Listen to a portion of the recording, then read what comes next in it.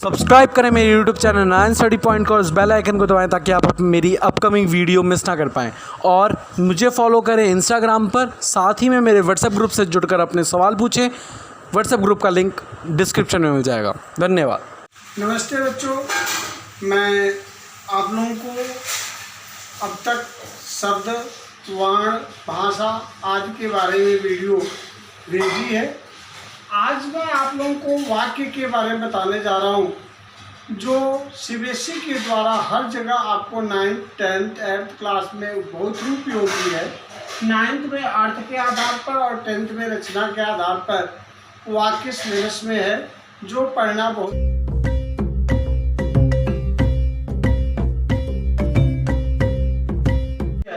तो सबसे पहले मैं आपको बताने जा रहा हूँ, वीडियो पर देखने से पहले आप मेरे चैनल को सब्सक्राइब करें और अधिक से अधिक आप वर्ण, शब्द, भाषा, उपसर्ग, प्रत्यय का जानकारी प्राप्त कर सकते हैं, जो मैंने पहले आपको अपलोड कर दिया है।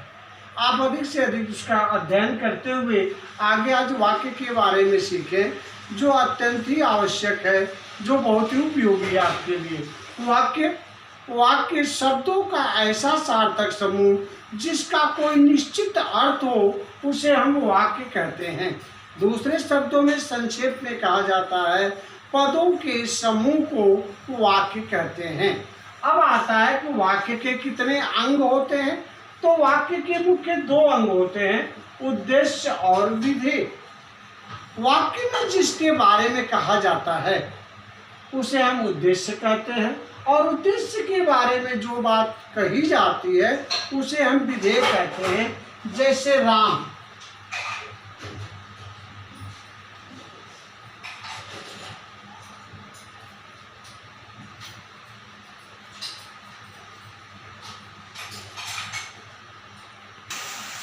राम विद्यालय जाता है। राम उद्देश्य हो गया, विद्यालय जाता है विधेय हो गया। तो आपने देखा कि वाक्य में जिसके बारे में कहा जाए, बच्चा पढ़ता है, बच्चा उद्देश्य हो गया, पढ़ता है विधेय हो गया। अब आता है हम उसका भेद। तो अर्थ को, वाक्य को हम दो आधारों पर बांटते हैं, एक अर्थ के आधार पर, दूसरा रचना के आधार पर। अर्थ के आधार पर वाक्य के 8 भेद होते हैं। विधानवाचक, निषेधात्मक, निषेधात्मक को नकारात्मक वाक्य भी कहते हैं। प्रश्नवाचक, संकेतवाचक, संदेहवाचक, विस्मयबोधक, इच्छावाचक और आज्ञार्थक। विधानवाचक वाक्य वे होते हैं जिसमें कोई कथन, कोई बात कही जाती है। जैसे वह बहुत अच्छा लड़का है, मैं बाजार जाता हूँ, राम ने अच्छा कार्य किया। ये विधानवाचक वाक्य हो गए। अब नकारात्मक वाक्य जिसमें किसी बात को मना किया जाता है, वह कार्य करने से मतलब मना करना। तो वह बाजार नहीं जाता, उसे झूठ नहीं बोलना चाहिए। तो ये हो गए हमारे जिस वाक्यों में नहीं, ना, मत पाए जाते हैं, वे नकारात्मक होते हैं। प्रश्नवाचक वाक्य, जिन वाक्यों से हमें उत्तर की कामना होती है, उत्तर प्राप्ति की संभावना होती है, उन्हें हम कहते हैं प्रश्नवाचक वाक्य। जैसे वह कहाँ रहता है, वह कब आया, रमेश ने क्या काम किया, हमें उससे उत्तर की कामना है, तो वह प्रश्नवाचक वाक्य हो गए। अब आता है संकेतवाचक वाक्य। जिन वाक्यों से किसी कार्य के होने के संकेत, आभास होता है, उसे हम संकेतवाचक कहते हैं। जैसे आज बड़ी चहल पहल है, लग रहा है यहाँ कोई फंक्शन है। संदेहवाचक वाक्य, जिन वाक्यों से हमें किसी कार्य के होने में शंका हो, संदेह हो, जिन वाक्यों में शायद, यदि आदि लगे हुए होते हैं, वे संदेहवाचक होते हैं। शायद अगले महीने रमेश की शादी, शायद यदि वह पढ़े तो हो सकता है वह अच्छे अंक पा सके। विस्मय आदि वाक्य, जिन वाक्यों में आश्चर्य, विस्मय, हैरानी, हर्ष, उत्साह आदि का बोध होता है, उसे हम कहते हैं विस्मय बोधक वाक्य। वाह, उसने क्या कमाल कर दिया, कक्षा में प्रथम स्थान पाया। अरे ये क्या हो गया, हे राम तूने क्या कर दिया, कौन सी ये कोरोना बीमारी लाकर सबको तबाह कर दिया।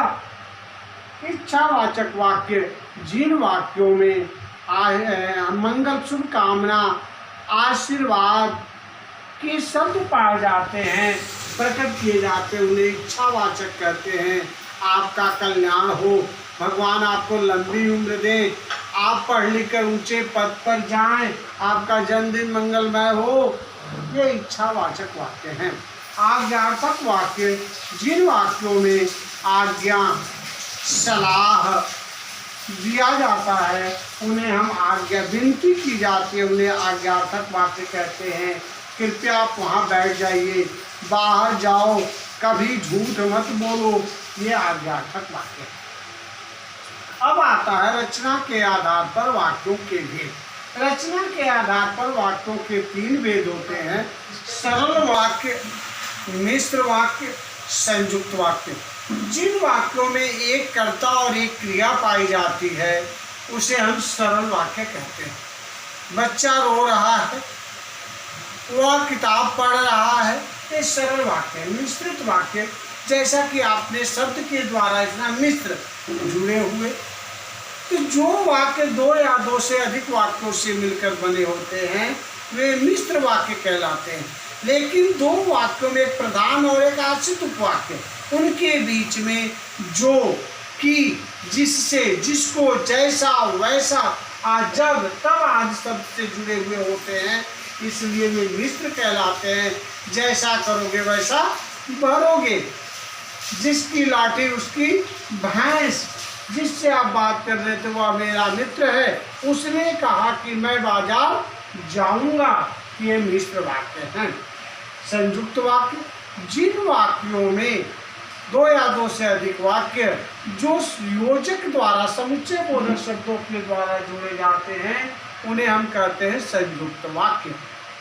ये या, किंतु, परंतु, लेकिन आदि के द्वारा जोड़े जाते हैं और तथा जोड़े जाते हैं। राम, श्याम और मोहन बाजार जा रहे हैं, वह विद्यालय नहीं गया क्योंकि उसे बुखार था।